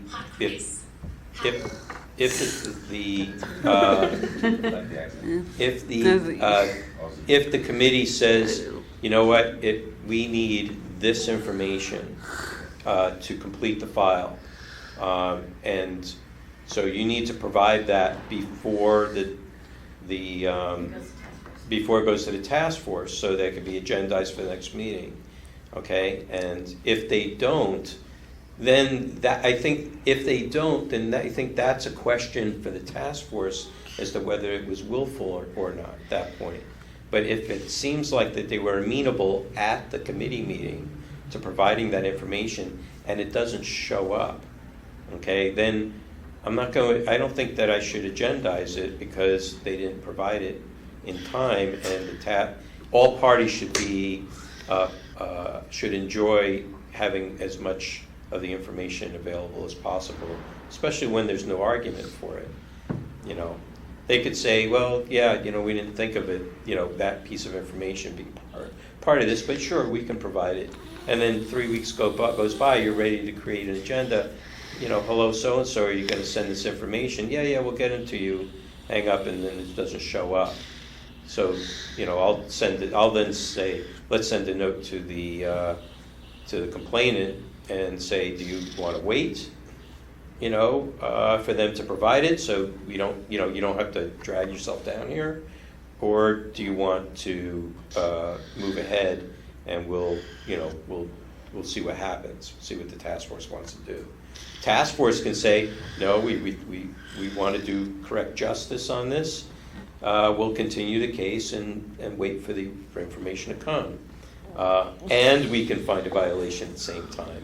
But it's all, I'm just trying to, I think the idea is streamline stuff, yeah. Another potential example that doesn't relate to actually needing to get the records from to the respondent is to the respondent, to the complainant, sorry, yes. Is in cases where the complainant says that I got this document and I think that it was improperly redacted. Sometimes we have that document in the folder. Sometimes we don't, and I know at least, I don't know whether it came through or not offhand, but in the complaint round, we've sometimes said, like, we need this document in the packet for the full task force so they can actually go line by line through the whole thing on the redactions. And that's the sort of thing that I think making sure that there's a sheet that's like, these are the attachments missing that the complaint committee identified that they want to be sure is in the full packet for the full task force to be able to review them. So Cheryl, just looking at you actually kind of have the little checkbox thing. So if you could, for instance, in the complaint committee, which is this, petition, complaint, city attorneys, etc., and then you can have a line, post-meeting documents, complainant, respondent, anything else, and that way it can be added to that. Simple as that. And that way, when that comes back to the chair or to Bruce, you can see there, you can see as a result of the meeting what came out. They can look at your notes. This looks great. Ready to go. Simple as that. Just add another line to the post complaint meeting, and then put a couple of boxes there. That'd be very helpful for us. And that's already a form that you've got using. So now you can just put. What do you want me to say? So you can say, so post complaint committee requirements. You can say petitioner documents, respondent documents, miscellaneous. And that way the instructions at the end of each item from the chair, when they say, okay, we need this, this, and this, you can put it right there. The committee chair. Committee chair, yeah. And that way, and then that'll give you a particular that when they come in, you can then send it all to the committee chair. Say, okay, those things are all in this file. Here's complete, and they'll sign off on it. If If there isn't it, then you don't need to do that. Only if they said we need X, Y, Z. It's always simple intro. Well, let's try it, see how it goes, and, you know, if it goes, it goes, it doesn't, it doesn't, we'll see. Just, I think it's a worthwhile point to make. I don't know how many times we've had to deal with it, but let's try it and see what happens. Okay, anything else for the ordinance? No points on the ordinance. Let me ask, Peter, is there any new changes to CPRA or anything that would affect the ordinance as far as conflicting with state law or what have you, or federal law or anything like that? No, not that I'm aware. Okay, at this time. Okay, great. All right, let's move to the next item is the review of committee charges. I just want to, make sure we all understand what each committee is set up to do, and maybe offer a little history on what they've done in the past that may or may not be happening now. So the complaint committee, more or less the same, but should consistently, a couple of times a year or so, review the complaint process to see if it's flowing, properly or not. We have made changes over the years. I know prior to 2012 it was one way, and after 2012 it was another way. We changed it back because it was found that it wasn't equitable. Recommendations for orders of determination were coming from a committee of 3, and the task force, which is basically rubber stamping that. And so the parties weren't getting the pleasure of all 11 minds to debate and hear the cases. So we changed that back to the pre-2012. That was done to expedite 6 months of backlog, to try to adjudicate things in a faster way at the committee level. It's too many complaints from the public about that, finding it wasn't ethical. Let's see, complaints and amendments. So I think that's working fine. As far as the amendments part, I think it would be, I don't know, if issues come up, I think it would be good to review what amendments might be helpful for the ordinance if you're finding that there are, conflicts or ambiguities or what have you. Usually that particular part of the committee doesn't get activated unless we're actively working on amendments. We have a set of amendments that are coming from San Franciscans for Sunshine that has been brought before the task force. It might be worthwhile because of this current Board of Supervisors that we might be able to get 4 supervisors to put it on the ballot. And if we feel that the task force wants to push them forward, then we should do that. Just a word of caution that if that happens, those supervisors can then turn around, or other supervisors can say, let's put this through, or let's review this. So then it goes through the legislative process for, let's say, a full Board of Supervisors approval to put it on the ballot, and now you end up with maybe possibly a completely different set of amendments. So that could happen at any time, but generally if you find 4 supervisors to put on the ballot, it goes up on the ballot as is, pending approval of the city attorney, as it goes along. I'm glad to know that that's what amendments means in the context of the committee. I thought it had to do with compliance issues. I did not know that it meant amendments. Yes, So amendments it's good to the know ordinance. that. Yes, amendments to the ordinance, because we're also required under the Sunshine Ordinance to provide recommendations to the Board of Supervisors to amend the to amend the ordinance. So we've done that recently with the seat, the New American Oh, Media right. seat. We've made that recommendation to a supervisor who is now, going to take it to the Board of Supervisors. So we're still waiting for the language to come back from the city attorney's office on that. Not in Peter's necessarily department. It's in a different department. So it's those things. If we see this is just outdated, doesn't work anymore, or this needs to be updated because, it's something so brand new, that kind of thing. Or something is so untenable that it can never be implemented. Nobody could ever, to do that, or vice versa. Whatever it is, we could do that on a case-by-case basis, or we could collect them. But for now, the work that's being done by San Francisco Sunshine is somewhat of a complete overhaul of the Sunshine Ordinance to bring it up to date and to turn the task force into a commission, which it probably should be because it's not doing a short-term thing anymore that the task force was originally kind of set up for. And it should be, by virtue of having it itself as a commission, would give it enforcement power. And it would be introduced as a charter amendment, so it can't be taken apart. Somewhat in the same vein as the Ethics Commission. So, that's the amendments part of the Compliance and Amendments Committee. Anything on the compliance part that, anything? No? Okay. All right, anybody, any comments, anything on that? Okay. The next one is EOT.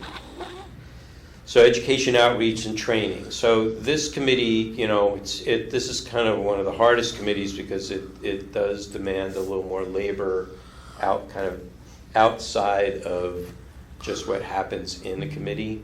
And we've done a number of things over the years, like going to neighborhood groups to speak or to other commissions to speak.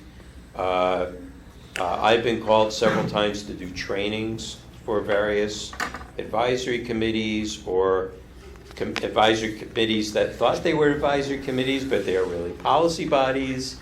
And until they sit down and actually read, all I do is I start them reading the section that's applicable, and then say, which one are you?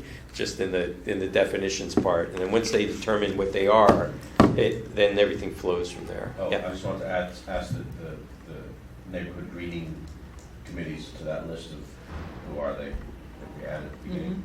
Oh, okay. Yeah. Yeah. Yeah. Well, but committee assignments is the last point on the.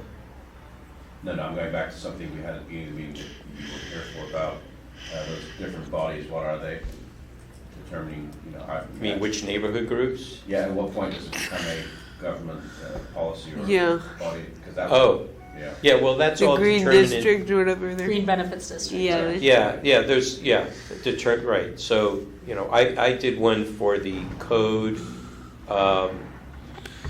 review committee for the planning commission. And there was literally like 25 people in the room, and everybody took a paragraph and read it, and they came up to the part about policy body, and they go, everybody stops, and they were like, you could see everybody's like deer in headlights. They're like, wait a minute, we're a policy body? And because they were created by the commission and advise the commission directly.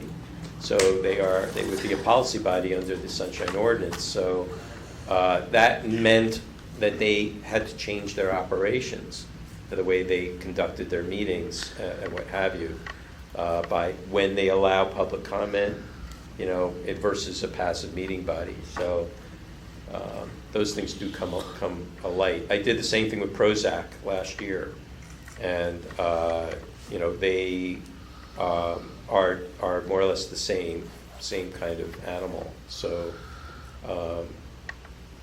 those things are good. You do have to do your homework before you do those presentations, so you know the answers to the questions that you're that you're putting before them so you can explain to them what's happening. But to folks that take their committee appointments seriously, it makes a difference. Because some of those committees are sometimes adversarial or meant to be watchdogs for the primary commission. So in that way, and they're advisory or they're review committees on purpose for that. So that's another part of the training part of EOT. We did at one year, we created brochures that could be handed out. And so like you go to a neighborhood meeting, you don't have time to make a presentation or you just want to leave them every time you go. People at least know that the Sunshine Task Force exists and this process exists for them in that kind of way. The other part of education is when we're finding, instead of quickly sending folks to the Ethics Commission because they're violating, maybe they're not really understanding. And sometimes you may ask that the department head come in and explain why this particular department is not operating under the ordinance properly. And they're like, well, I didn't know that happened. Well, then the task force can order them before the EOT committee to have a hearing on this particular area to maybe figure out maybe there's something in there in the way the department operates that doesn't allow for the ordinance to be implemented properly, or it can't be implemented because of something that's happening in that department, or some process or something or other.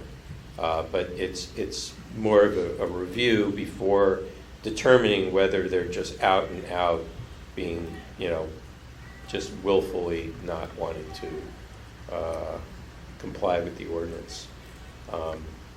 Anything else on EOT? Anybody want to see EOT do, or what they don't want it to do, or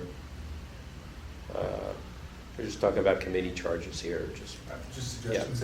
Yeah. I think I brought something up. I think maybe to also monitor statewide legislation or something.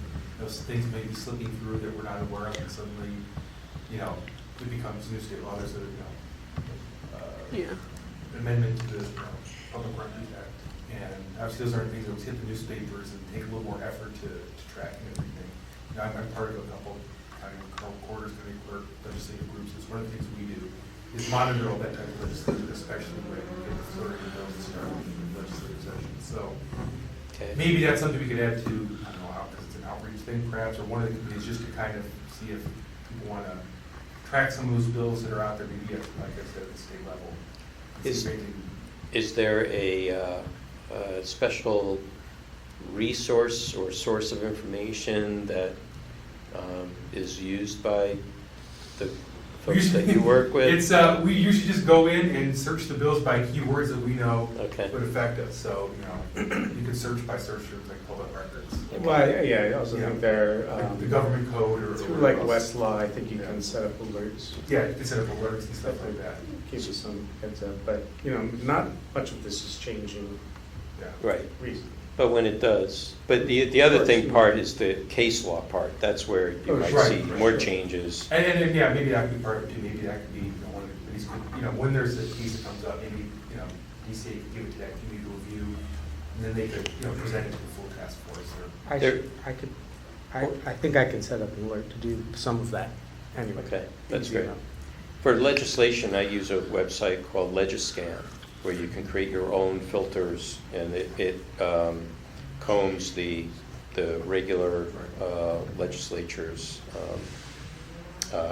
California, their bill list. So you can do it that way too if the one on their website is not robust enough. You can do that too. Okay, fair enough. That's good. That's good. Okay, I think that covers all the committees. Did I get them all? Rules. Oh, Rules Committee, I'm sorry, yes. So Rules Committee is generally one of those committees that we will send a request for or request to. But I think, I don't know, Fiona, is there anything you want to say about that? No, I think we're good for right now. If we need to, I mentioned to Cheryl that I think we should probably meet more often since we have been getting some things assigned to us of late, but I think we're good. Okay, good. When So, would you like to meet next?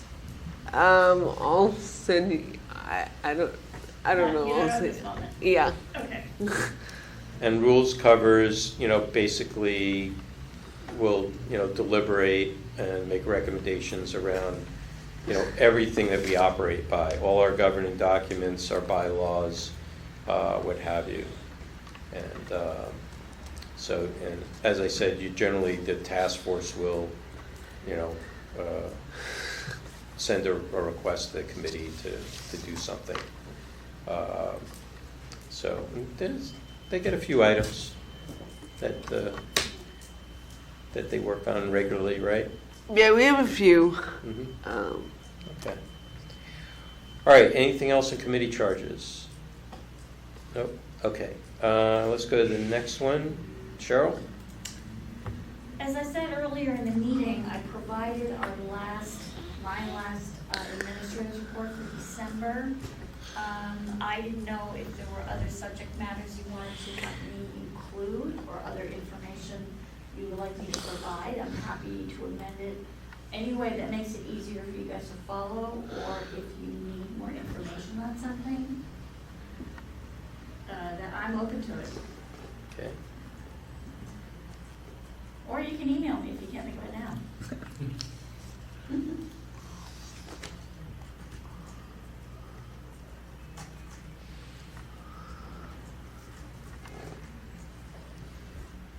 Is there anything that you would like us to consider changing or adjusting to make your job easier? No, I mean, doing it is pretty routine. I mean, you just have to be careful with the details, the committee dates, I try to schedule all of those, and I think I just did the one that we're going to have on January 21st. I will have a much shorter version on February 5th, because there won't be that much information. There have been a slew of cases that have come in since November 6th. I think by the end of this year, we had a total of 20 new cases between November 6th and the end of this year, or last year rather. And last week I got 5 in 1 week, and that's a big load actually, because they aren't just like 1 or 2 page complaints. They are very detailed and lengthy. How many of them are multiples from the same person? Okay. All right.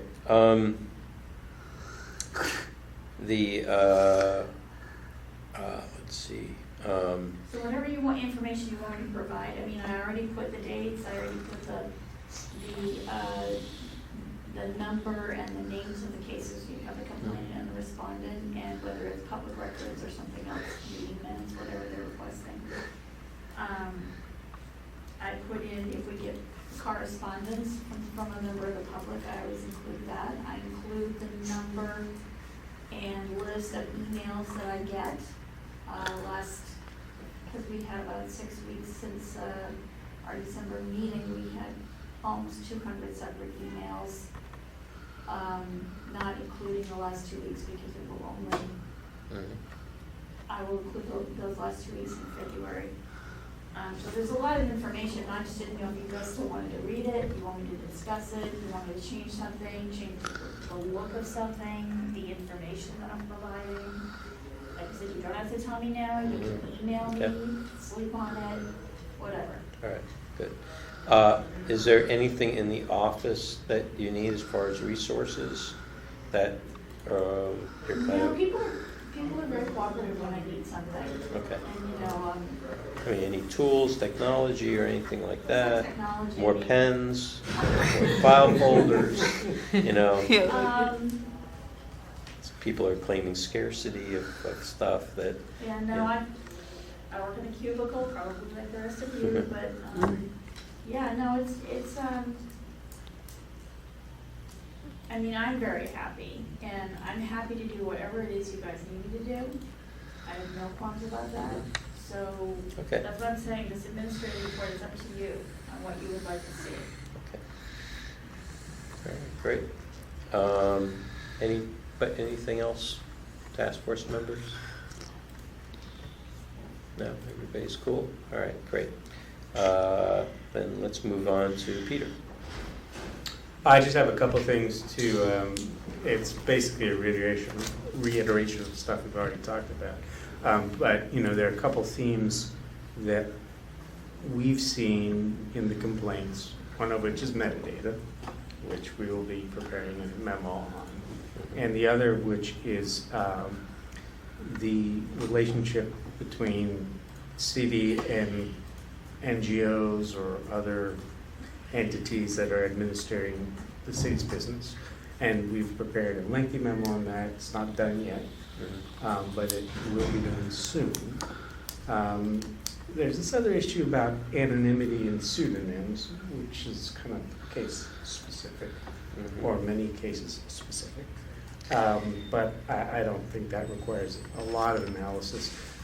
So, those are the big things on my radar screen, apart from the many complaints that are coming in that Cheryl referenced that we're dealing with, cranking out memos on. There's just been a lot recently. Do you see anything coming down the pike that might hit us, that is floating around either in our city government or in general, that might come across your desk? Yeah, no, not in a way that I could predict accurately, I don't think, at this point.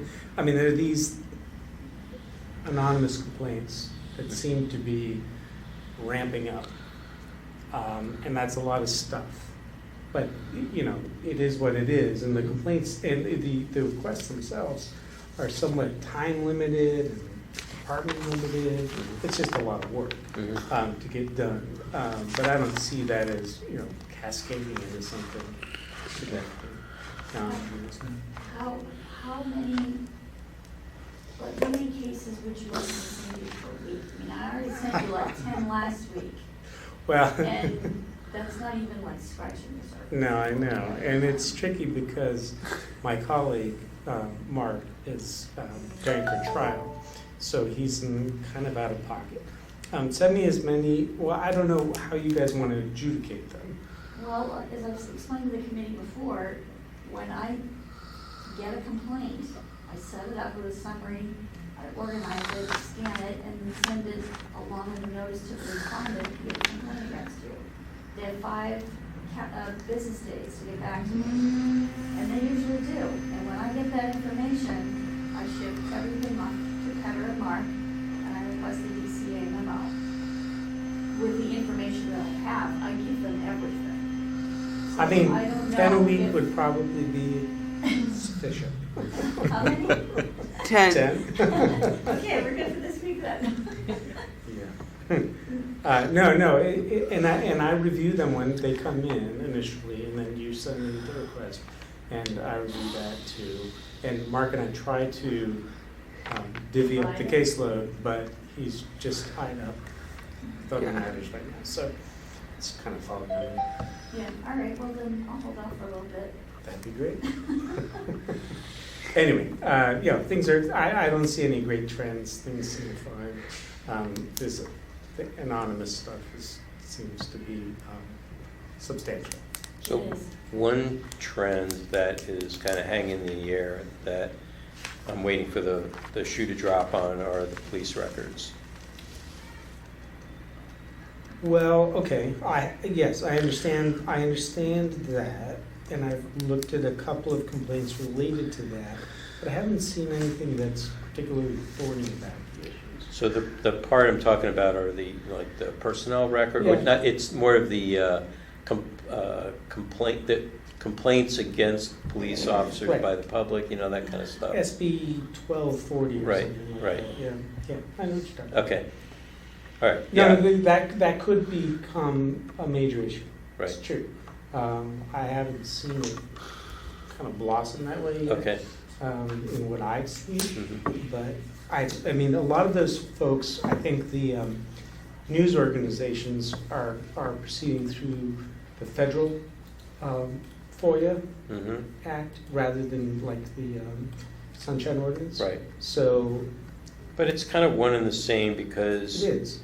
the Sunshine Ordinance, the application of the ordinance would be more or less the same. for Oh, no, that I sense, agree. so It's just that it may not come before you. Right, I gotcha. That's- Because they're doing it at the CPRA level Yeah, CPRA or the federal level. or the federal level. Yeah. Oh, okay, gotcha. Okay. Are there any other issues, anybody that comes up for you like that, are kind of looming in the air, that have not hit the ground yet, that you want information on, you want to be notified about? Okay. All right. Any recommendations for us? As far as operation, procedures? No, I think it's pretty manageable from our point of view, as long as Cheryl and I are in touch and we understand what your timeline is in getting these things done. And we're here to help. Okay. All right, great. All right, anybody else? 1,000, 2, 1,000, 3, 1,000. Okay, no, okay, great. Next item is new and continuing issues and legislation. So we kind of been covering that all along. Is there anything that comes to mind that, while we've been talking here? No? Okay. And then committee assignments. And I put this in there just in case something came up that we wanted to, that something pops in your head. We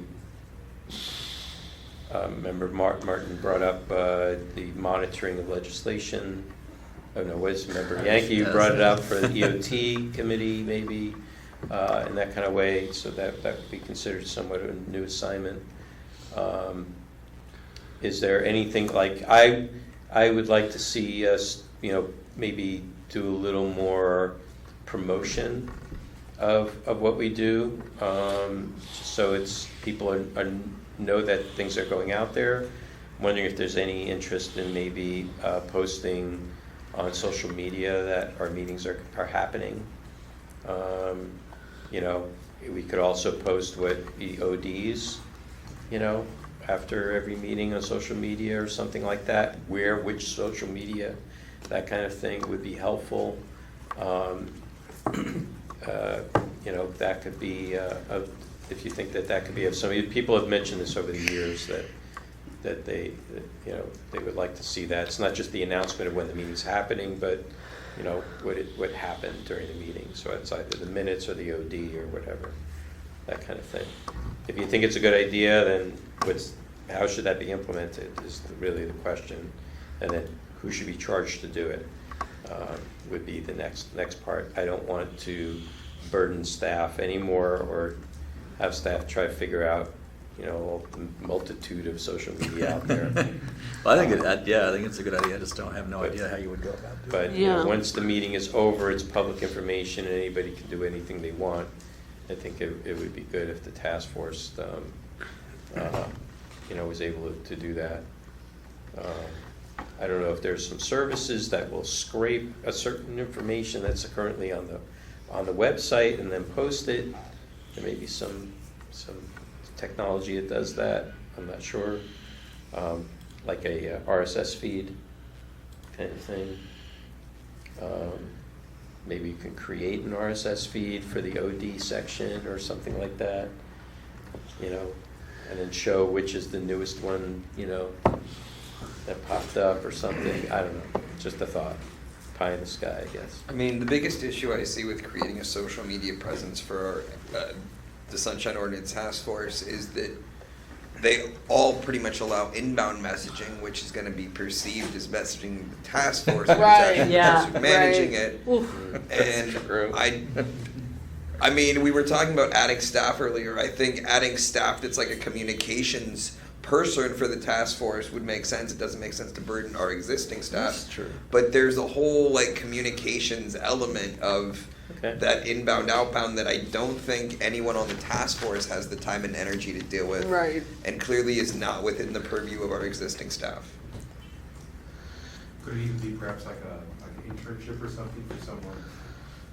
It could be however y'all I mean, want just to. maybe, yeah, I mean, even if it's not a full-time position, for someone to do a little something. I mean, it could be a full-time position that does all of the commissions and the task force and just like gets memos and types them up. But like, I don't know. That's for the chief public officer that Anonymous wants to create to help It's a shame, pilot. actually, we had a couple of kids show up to our meeting a couple of months back. Yeah, they would Oh, have yeah. they would have good for that actually. You're right. Internship, They sign hit, here. they hit the lottery. It was the shortest meeting. I know. Well, I know. Yeah, we could, Oh, they did? Yeah. Their teacher made him come back. Get their names, they could be our interns. It's key enough. That was pretty fun. Or we could just post something with like a guidance counselor at state. I mean, this is great credit for your resume or for your, for. well, there are required internships for, undergrad and graduate I mean- programs. Yeah. And I mean, with the city and Yeah, Yeah. it could be poli-sci, Yeah. it could be, You would learn real fast about all the inner workings of government, since we touch so many different city departments, it would be real valuable internship for someone. The one thing with an intern is there's still that managing the inbound messaging and the response to it. yeah. well, yeah, I mean, the question is whether we want to just do a broadcast-based type of, on Right, but social the media. issue is that if you create a Facebook page, I don't think you can turn off the ability to send messages. So if someone sends a message to this, what they believe is the Sunshine Task Force, and then have made a policy to ignore it, then people are being. I got you, I Yeah, got there's you. gonna be a complaint filed 2189. Yeah, someone will file a public records The request through intern's our gonna own be the Facebook respondent. channel, and then we won't Well, respond. it's worth researching. I mean, there are other social media outlets. We don't have to be on all of them. We could just use one and just say, if you want, if you want to publicly follow the Sunshine Ordinance and its current activities, go here to this particular one outlet. It doesn't have to be on all of them. So if there's another type of platform that allows for a little more control, like not allowing inbound messaging. I'm just not sure Okay. what doesn't allow it. So just looking at our page, at the bottom it has a Stay Connected, it has a Twitter app, YouTube, which unfortunately to our televised not much point. But there's also another little icon here that looks like an audio file, audiobook thing to me, but it says follow the SFGov news blog. We could blog on that and therefore not get stuff back. That could be a one-way channel. Yeah. Well, If that's already there. people could comment on the blog though. Yeah, like- and if they turn Yeah. comments on, they can turn comments off. Oh, that's on a true. on a blog. Do we have any idea what the traffic on that SFGov news blog is? Like, it only makes sense to do the work if it's Well, actually reaching. So why don't we do this? Why don't we have the IT committee research that? And if there is a platform that would be worthwhile based upon some of the concerns that you brought up, then we can recommend that and then determine how it would be implemented. Yeah, I'm just saying it's already there, it's already paid Who's for. the OTC chair now? Well, Is it seems like EOT. the primary thing is the outreach, and then the technology supports the outreach. So Yeah. it seems like Yeah. the It seems like an EOTC should come up EOT with thing. what they Yeah. want, Okay. and then technology all can. right. Yeah. So what do we want to ask the law to do? Go So ahead. I thought I was the UTC chair, but, okay, we can get to that in the next section. According to the website, I am. But that's not up to date. That, I think that changed when Luan decided she couldn't be on complaints anymore. I see. Okay. All right.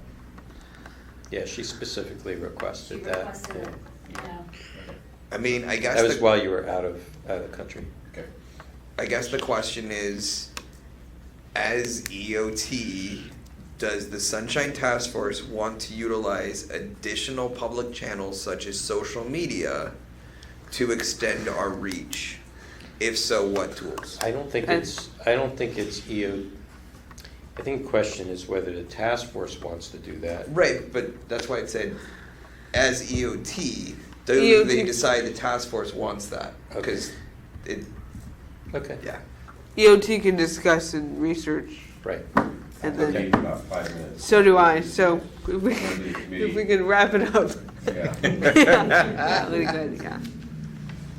All right. I can hear my bike outside. And- waiting. Anything else on the committee assignments, or anything that anybody from another committee that wants another committee to do something or other No, nothing. We're only at 2 people, that's the only issue. Yeah, For so, compliance and yeah. Which one of you wants to attend the 28th? Who was the one that attended the last one? The 28th. I was the last one? No, He was? Josh was at So then it's my complaints. turn. Okay, can you come the 28th? So the 28th. The 28th at 4:30. And we have another meeting next Tuesday. Yes, I Yes, the full meeting. It's a full Full meeting, it's task called a force. I special thought this meeting was the because it's meeting not that on was the regular in day. substituted Okay, January. so I have 4 weeks in a row. Yep, Yeah. you're with me, Oh, you're, yeah. Oh my gosh. you're, That- I have only Yeah. 3 weeks in a row. Why? This was- Hang on. do you have? Wait a do you second, have- 3. Oh, we all have 4 Wait, weeks. 14th, we have 21st, 4 28th, weeks and the in a 5th. row. I have 4 weeks in a row. God, you're with me. Okay, along those lines, I wanna let you guys know, I'm having foot surgery on February 7th. Oh, And I Oh. may be out of commission for 2 weeks, depends on how well I heal, Okay. so I wanted to let you guys know. Is there anybody that's going to be Victor. filling? Okay.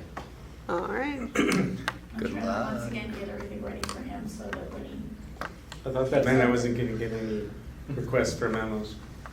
huh? I thought that meant I He wasn't getting. thought he was gonna get some. He thought he was gonna get some time But off. she hasn't time to send it to you, so she doesn't He's even got have to it be there. scheduled. Heather. What did you mean, Lila, what do you mean by 4 weeks? I'm here on the 14th, I'm gonna be here on the 21st, the 28th, and the 5th. So we'll Oh, both be here 4 weeks Not in in a the row. same- But I realize that everybody in the room is gonna be here for at least 3 of them, so, Yeah. yeah. We get the Right. 4 weeks treated. That's right.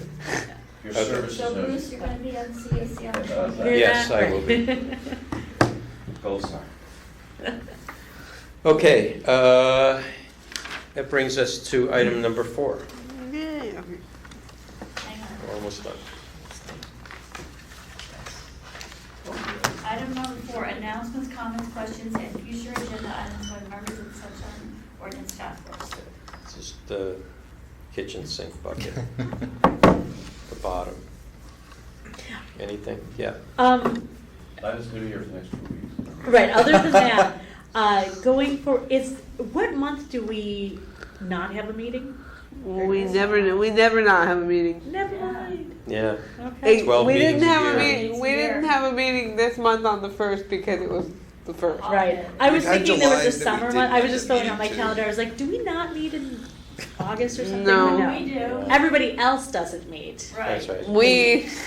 We've skipped July a couple of years when it landed on the 4th You know was what? the Wednesday. I think that's what happened, and that's why I got confused, and we had to reschedule, so never Yeah. mind. And this month, Yeah. this month we have a meeting, it just is 2 weeks, Right. 3 weeks later. We didn't skip July last year, because yours truly announced it. Sorry. Yeah. Okay, I just wanted, I didn't ask this, but as you brought up with making sure we had similar chairs for everyone, is there any other room logistics that people need? Adjustments, accommodations of any kind? Nope. Yeah. I have one question. Many times, I've kind of signaled over to Cheryl, turn it down. The Seems like, heating. You know, the volume of the actual, I don't know, The it has to mic. be a certain amount to get in the record, but does that thing go down any more than, it does it? It's pretty damn No, loud. it's, you mean when somebody's speaking over the phone in the, That, or some people are particularly sonorous, that I can get up there and blast away. and I then mean, there's some people who barely speak into the Yeah. microphone too. well, Yeah. I'm okay with those ones being turned up, but it seems like the baseline of the low volume is pretty high. So, I don't know if it's me, so. Does the PA and the recorder have different volumes so that the level you're recording is different than the volume in the room? Not- I yeah, don't I'll think- take a look at it next time. Sometimes these things have what's called a limiter on it. So if you speak really loud, it automatically brings it down to a baseline. So even if you're screaming, you're still going to hear it at the same volume. You're just going to hear the sound of somebody screaming. It just won't That's be. yet to happen. Yeah. So that's Yeah. yeah. Generally, there are some I guess on my house audio is tools for that. pretty sensitive ears, but. Yeah, there's Compressor. yeah You see me going- compressor limiters or companders. DBX is a compander where if something's really soft, it can raise the volume, and if it's too loud, it'll lower the volume. You know, that kind of thing. I remember in the past, I asked Victor, and I could see him on his dials, he's getting as low as he can, and still. Yeah. I'll speak to the But sometimes they're just projecting, and you're hearing the room reverberating, but, okay. All right, if seeing nothing else, last item, Last item is adjournment, number 5. okay, So what time is it? It is 6:17. 6:17, we can adjourn by a rising vote. All right. All right, we are adjourned. So the meeting Thank you very next week much. is Wednesday or Tuesday? Tuesday. Tuesday. The 21st. It's the full task. How many, speaking of the full task, how many are we down? Oh, right. Three? 3. 3? Three. Wait, so how close to quorum are we? Because I We are have, barely there. I thought, We okay. have Eight, we need 6 for quorum, and we're 8. No. Yeah. 1, 2, 3, 4, 5, 6, 7. Yeah. Everybody's here. Well, no, Seven, No, there's it's not. 11. I have an One. eviction hearing in Nevada County that day.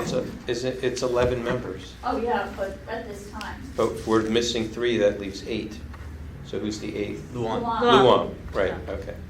So, yeah, so that's that. We've been, both me and Rick Nee have been checking in with Supervisor Peskin's office about the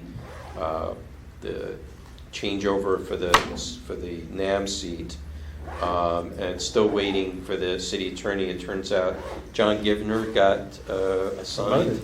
He got promoted. Yeah. So there's been some adjustment because he's the one that, So if I'm not able to make the meeting next week, do we have quorum? yes, as long as everybody else shows up. Okay. Wow.